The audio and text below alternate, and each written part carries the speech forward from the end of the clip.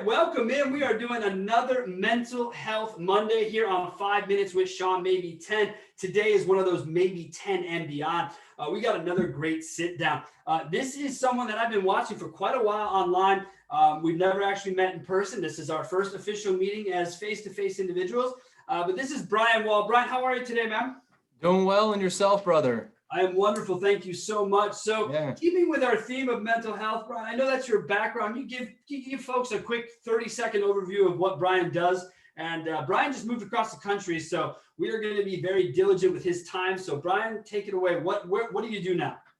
Yeah, so I was originally in Western Michigan with my family there and had an opportunity to join Promises Behavioral Health at Lucida Treatment Center here in Lantana, Florida, Southern Florida. And so made the move. And so settling down here in Lantana and getting things started on the clinical side here with the treatment center, and then hopefully heading back to West Michigan in May to pick up my girls and reunite as one.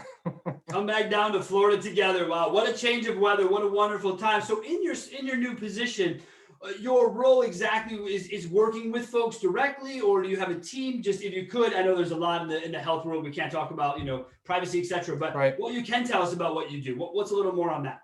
Yeah, so Lucida, I'm the clinical director at Lucida Treatment Center. And so we have, I have a clinical team of therapists and case managers, and then we have medical and behavioral and every aspect of treatment really. And we serve co-occurring disorders. So it could be straight addiction related substance use disorders, or co-occurring, or straight mental health. And we cover all that across the board and offer several levels of care at the same site, and then help to refer folks out to the next level of care upon discharge. Wow, that's amazing. So in the addiction world, it's a big part of it. I noticed a lot of your posts sort of revolve around the concepts within it. And it's interesting that you're on the show. And granted, we're going to get to your topic in a second. And someone like me, I have addiction that I deal with every day. It's a personality trait almost, Brian. And so it's something about being manageable. And I just read one of the only books I've ever read in my whole life, and everyone jokes like, haha, real funny. Like, no, I'm being serious. I'm not right. But I sat down, I read a book recently, and it's revolving around, addiction, etc. And it came to me, I don't know, Brian, is there a definition for addiction? I know this, again, we're getting off topic, but I have someone who's a professional. Is there because I wonder the definition, like what makes you an addict per se? Yeah. Of course, there's a definition, and I'm sure it's much more formal than what I'm going to offer. But in my mind, being in the field as long as I have, as well as dealing with addiction on a personal level, I've found it to be when you are really across the board, any activity, any substance, any behavior that has become so influential on your daily life that it's become unmanageable. You're not able to maintain balance, and it's starting to affect personal health. I think that would qualify as an addiction, something that needs to be addressed. So things that can be, if you can manage that, right? Like much like managing stress, if you can manage that, then I suppose it doesn't move to the level of addiction, which to me is kind of part of the book that I was reading, Dr. Carl Hart. I'm sure you've heard the name. Yeah. You work in the drug addiction world. And so that book was sort of like, to me, it was like, wow, there's a bigger discussion there. So again, not what we came to talk about, but more importantly, as always, guys, we're keeping with the theme here on the Mental Health Mondays, and any Monday or anytime we have someone on the show, we want to make it about what they want to talk about. So, Brian, tell us what you, my friend, want to talk about. All right. So in theme with all that you're doing, I thought, you know what, I'm not going to even do any additional research on this topic. I did a post on it recently, a couple posts back, but it's something that's been really relevant in my life right now with the move, and really been fresh on my mind, and something that I'm having to clamp down on some management of, to be honest with you. It's that internal versus external locus of control. How do you manage those two things in your life? Because internal is that locus of control, that aspect of control that says that I'm in control.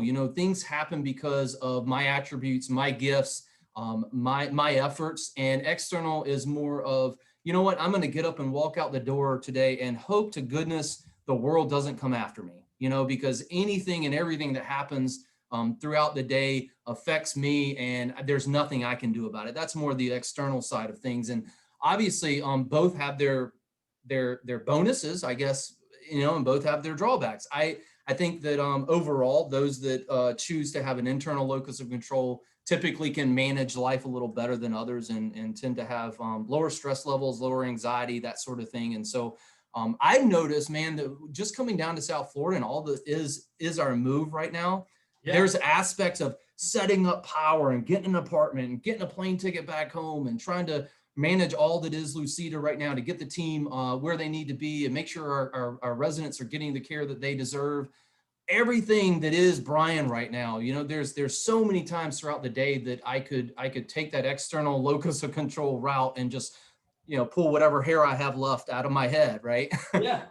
But it's so important to be aware of that on a daily basis and understand that there are some things we can control and some things we just can't. And that's life. And we get to choose those battles, and that's where the power lies. I would agree. And I think it comes back, you just said it there a little bit, which is the awareness part, right? So yeah. Self-awareness, I think, is something people don't give enough credit to. Just being self-aware. It's one of the biggest things I loved about when I met my wife. She was someone who she knew who she was in her own skin. And for me, I tried all kinds of different skins on as I was younger, trying to see who fit, who I was supposed to be, because I'd always had this weird internal discussion. I never wanted to be a parent. I just didn't. I would be around nephews or younger children, and I just would be uncomfortable.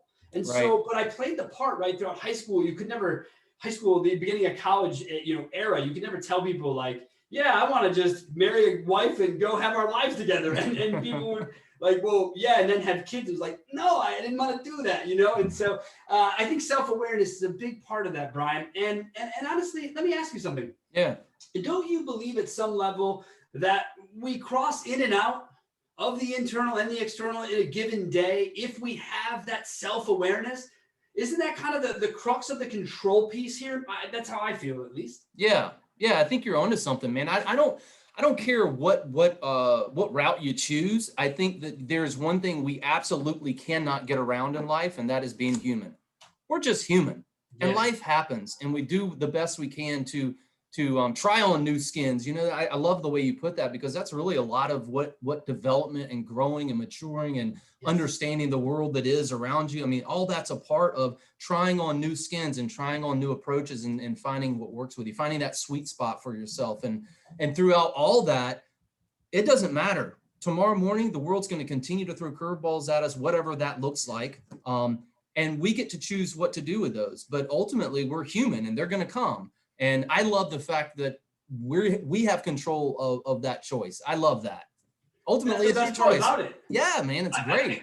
I think people look at it and they think to themselves, it's kind of like they're stuck in the decision. Like they feel like they have to pick a lane, right? So if you're an internal control person, all of a sudden you have to be an alpha, and you have to everything has to be this, it has to be that. And I don't buy into that. I believe life is so much more of a hybrid. It's so much more gray than anyone ever wants to give it credit for. And I think that's what's cool about it. I don't particularly like anything that's black and white, because I find that the further I look at a black and white topic, it should probably be gray. If someone ever says to me, Sean, this is black and white, this is the way, it's like, you're probably wrong then, because you probably stand too heavily on one side of the discussion. If the world is black and white to you, then it's obvious there's only one answer, and I think that's a fundamental problem. In what people approach life with. So when you talk about external, when you look at a problem, like, so when I wake up in the morning, I told you this pre-show, this is what I am. This is how I am. I roll out of bed this way. It's amazing. I try to go to sleep this way. I do not use caffeine. I don't drink coffee. I don't do anything.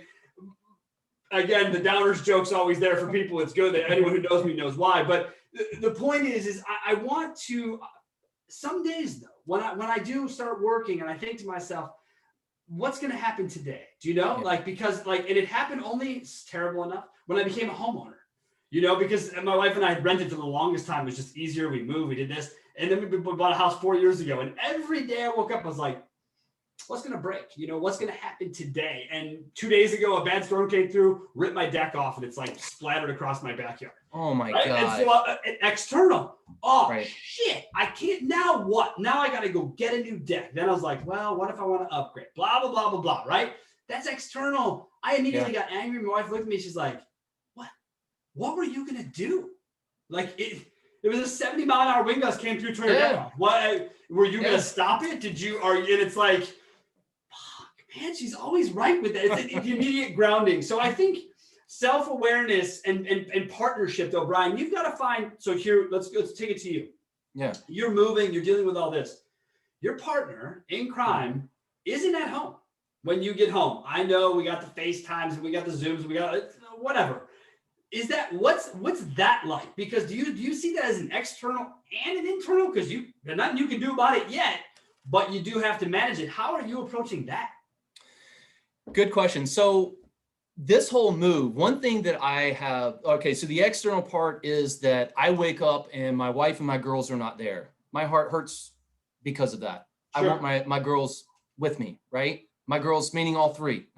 My girls and my wife, right? So, and I don't have that. And that's the external piece. And I can be dwelling on that and depressed about it and let it affect my entire day, all that stuff. Right. But one thing that I have honestly, this is the internal part. So I have translated this for myself as a reminder of how incredibly blessed I am and how grateful I am to have these people in my life and what they mean to me and the influence they have on me and the positive impact they have on me and how much of a part of my balance they are for me. All those things have been a wonderful reminder. So when I'm having a conversation with my wife and my girls, it's almost like a celebration. It's not like, oh my gosh, I miss you so much, and I drop back into this state of depression or whatever. It's a great celebration in that I'm having an opportunity to embrace being reminded of how incredibly blessed I am. That's really cool.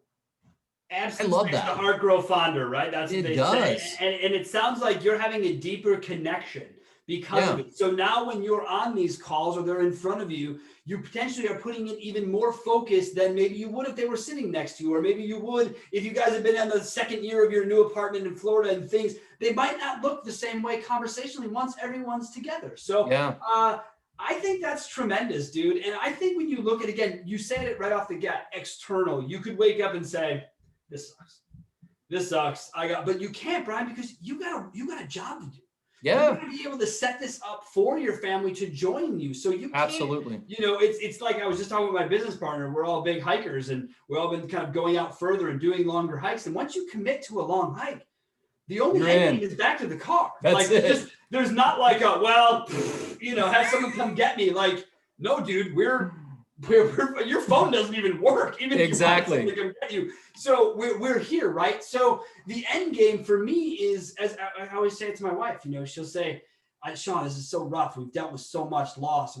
Some other things have happened. I said, babe, what's the alternative? Yeah. Well, we got to wake up tomorrow. We're not going to not. That's for us. It's not an option. So I have to view it that way. Brian, how long have you been in your field? Going on 22 years now. Wow. So you and I mean, that's the same as I am in mine. You've watched the evolution of your field, right? So you've seen some of this internal, external. Have you seen more people, not more people, that's not even fair to say, but have you seen the external, internal be more clear in people you meet as you've gone on and seen this? Or has it become murkier to you because you question now, like, how do you view other people when you see them struggling with this? How do you make that delineation to say to them, hey, man, I think this might be an internal versus an external? And how has your view kind of shifted over the years?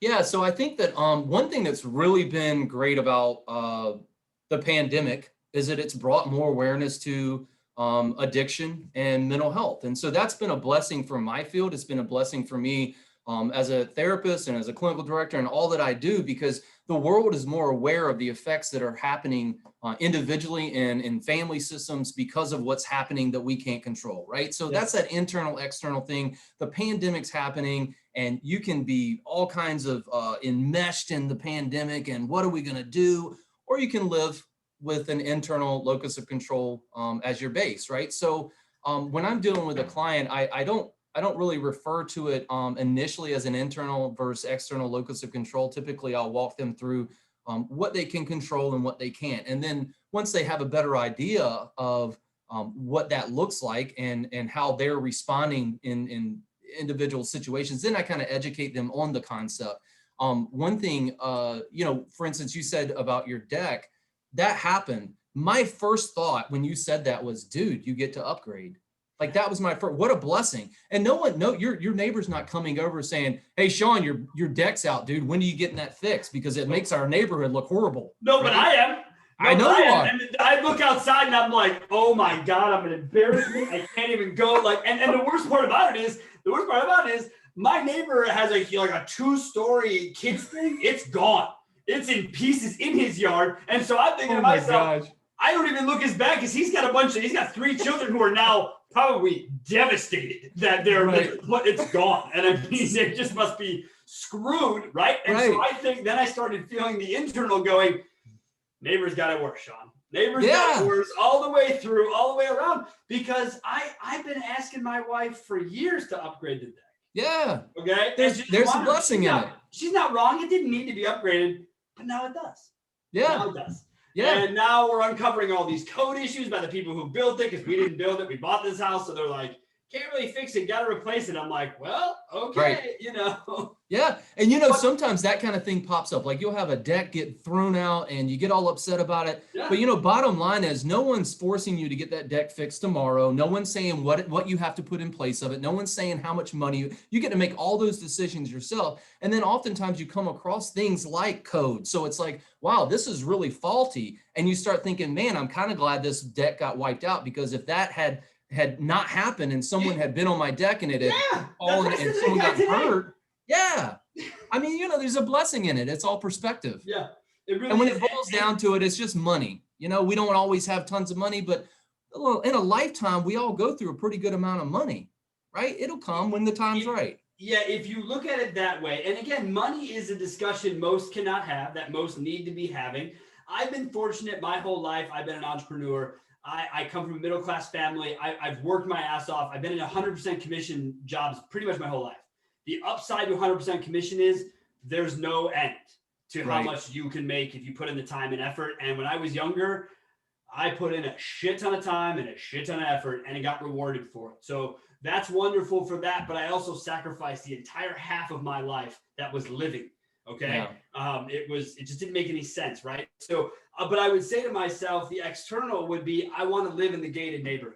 I want to live and be here. No one asked me to live there. No one told me to live there. I wanted to live there. Then I lived there and realized what it takes to manage living there, keeping up with the Joneses, if you will. And it becomes all of this. Right. So when I look at it, I thought, man, what was I doing? What was I chasing? But internally, I wanted to control everything.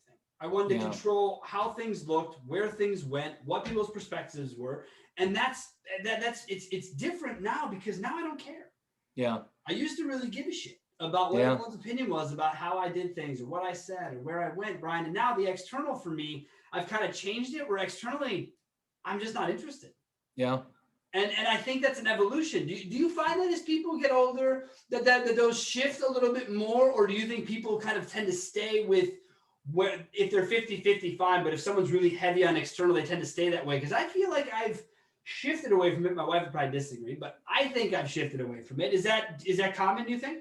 Yeah, I think it is. I think that life has a way of humbling us, right? And Dr. Daniel Amen is a big mentor of mine. I study him quite often, brain spec scans as it relates to my field, and just fascinated by the guy and the work he's done in our industry. And one thing that he brings up is the 18-40-60 rule. I think it is what he calls it. And 18 is you spend most of your time worried about what other people are thinking about you. You turn 40 and you realize that you don't really care what people think about you. And then when you're 60, you realize you look back and no one was really thinking much about you at all. Which is hilarious, right? Because I'm like 2 months from my 40th birthday.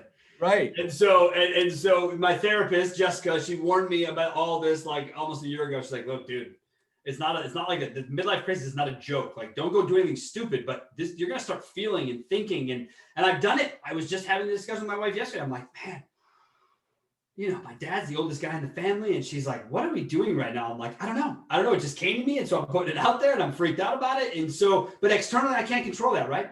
My dad he's my best friend in the world, love him to death.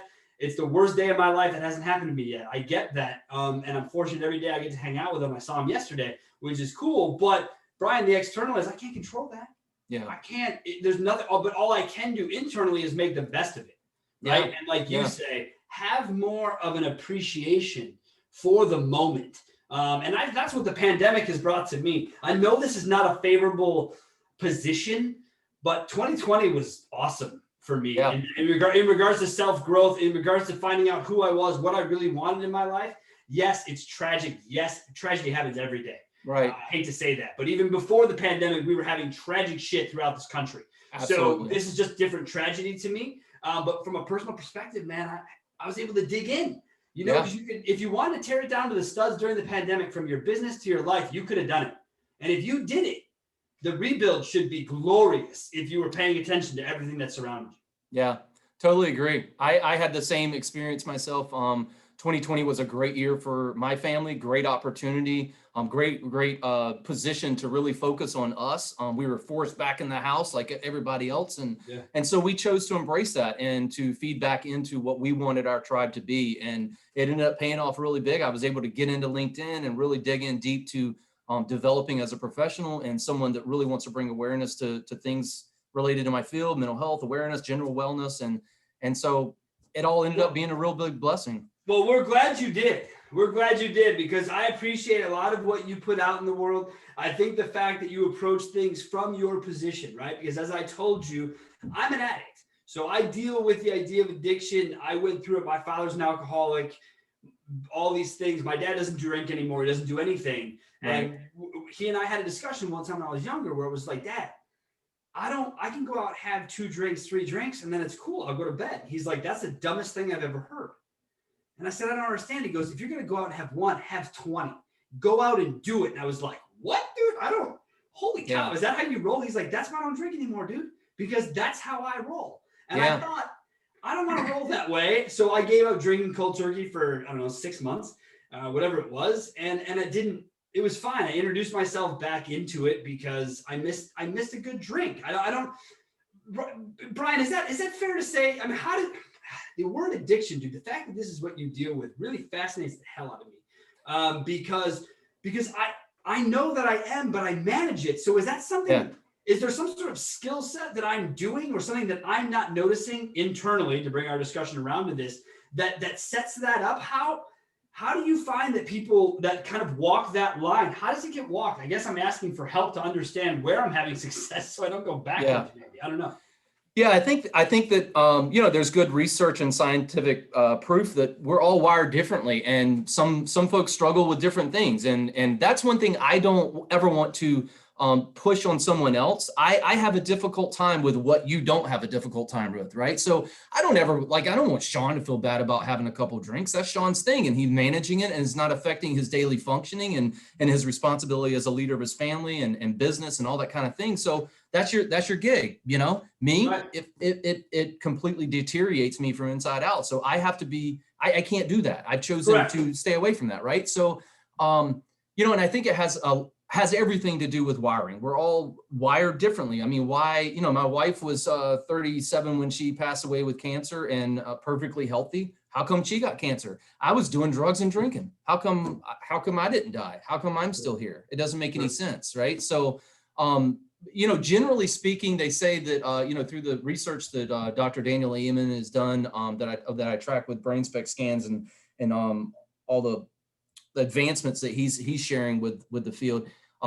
If you have more than 3 drinks a week, that typically is moving in a direction of having a negative effect on blood flow in the brain and could have long-term effects that are not favorable. So we want to look at that. As far as addiction, if you're having, I think it's, I'm trying to remember the criteria, but essentially, like if you're having, if you're in a place where you're having 3 to 4 drinks a night, I mean, you're looking at like a week. That's like a case of beer a week.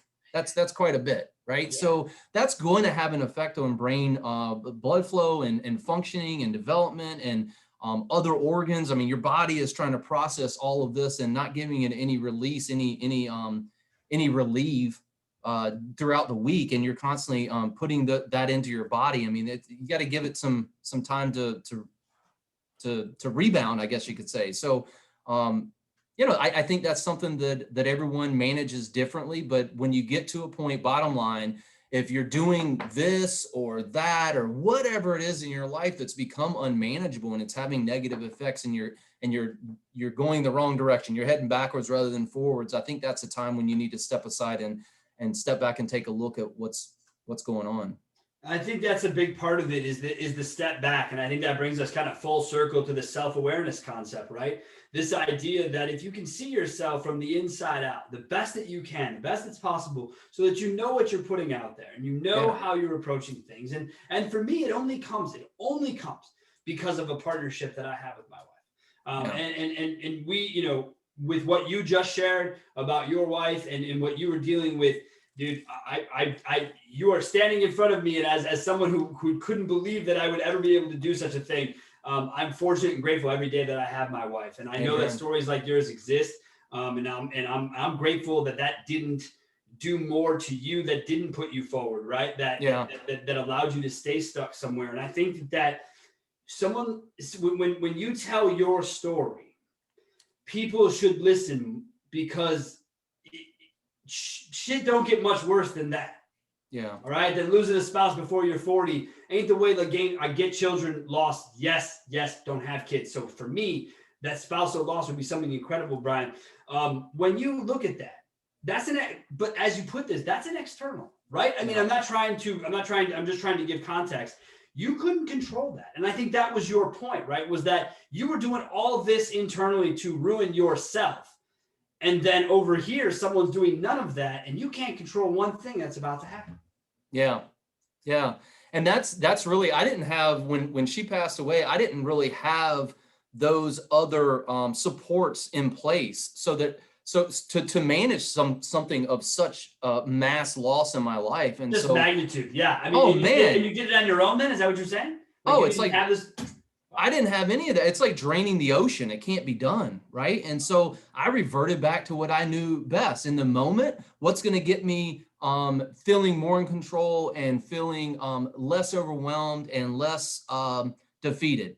I'm going to drink. I'm going to use. That's what I'm going to do. Well, you do that in the moment a whole bunch of times, and now you're dealing with addiction. And guess who's doing you in the moment? I mean, then it gets so big that you're not controlling anything anymore. You're just following a path that's laid by addiction every day that really that distinguishes what exactly you're going to do. You're going to wake up this morning and you're going to have a beer, whether you like it or not, because I'm addiction and I'm in your life, and that's what I say is going to happen. And if you don't have that, I'm going to make today really difficult for you.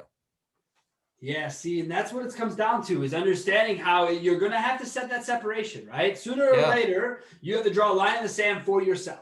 And you have to make a decision for you and whatever at this time, whether it's kids or not. You have to make a decision for what's best moving forward, Brian. When you talk about the internal versus external, to kind of wrap this up, what are your sort of takeaways on the awareness side for folks? Like, what would you say, hey, if this happens, it might be something you want to take a look at? Or like, how do you advise people to look at trying to figure out their internal, external issues, if you will? Yeah, so I'm really big on, what is it? You put me on the spot. See, you don't let me plan any. I hate you for it. Well, you actually started the show by admitting you didn't plan. I did. All right, you brought this topic. So I gave you the idea of a topic a week ago. So I'm not going to take the blame here. This is totally on me. I'm sorry. I'm sorry. I love you to death, but this is... I received that. I absorbed it. You're right. I can't be that today, buddy. Not today. Not today. So it's kind of like there's a number for it. It's like the 5, 10, 15 rule or whatever, But essentially, if it's not something that's going to matter a year from now, if it's not something that's going to matter a week from now, then I don't spend time worrying about it, because a lot of times it's in the moment, and that's really what we base what controls us. So, my tire went flat. Oh my gosh, my whole day's ruined. Okay, well, that tire, likely because you need your vehicle, probably within 24 to 48 hours, you're going to have a new tire. It's going to be fixed, or, this is not going to be a problem anymore. So getting really overwhelmed and heated and going 0 to 60 in 2 seconds in the moment because you're standing beside a flat tire is really kind of over the top in my mind, right? So it's like, okay, this happened. What's your plan? All right, what are my resources? I got a cell phone here. I'm going to make some phone calls. I'm going to come up with a solution. We're going to fix this problem. We're going to keep moving. That's how life works. So my wife is my external. My wife is my internal, and I am the external. That is the problem here. The way you just said it right there, because recently we had our car out, we had our bikes all loaded up, and the car blew a hose. We were on the side of the road, and I'm just like, what the? This is. I was really pissed. And she's like, dude, what are we supposed to do? I'm like, well, we got to unload the bikes. We got to call friends. She's like, yeah, now you're onto something. I'm like, what do we have to do to get ourselves off the side of the road in 80-degree heat, whatever the case was. Exactly. So, yeah, dude, that's a really great point. Brian, man, I really appreciate you making the time to come on here. I know you're dealing with a lot. You've moved across the country. You are a man without his family as it stands right now. They are a couple miles away in Michigan. I'm sure you talk to him frequently, and I want to have you get back to doing whatever it is you like to do in your off time. Again, really appreciate it, Brian. Thank you so much for coming on, dude. And please, man, keep up the LinkedIn content, man. Keep it up. I support it whenever I can. I think people need to hear about it. I think people need to see it. And if you could, any information you could link to in the post when this goes up about the doctor and or any of the other stuff we talked about, please feel free to put if any of that assets you want to redo or add to the discussion, please do. Because again, we had some preparation time, but I get it. You didn't know where the conversation was going to go. So I think we're all on the same page there. I don't expect you to have those things at the ready, but you can always fill them in later. All right. You know what? You want to say on the parting way out? Yeah, it's really interesting, man, because I'm now realizing I chose the topic of internal versus external locus of control. And this really forces this whole setup that you have of being just kind of like throw it out there. It really sets you up to determine what you're going to do. Like, you know what, this conversation is going to happen. We're going to have it. We're going to have fun with it. We're going to hope to bless folks with it.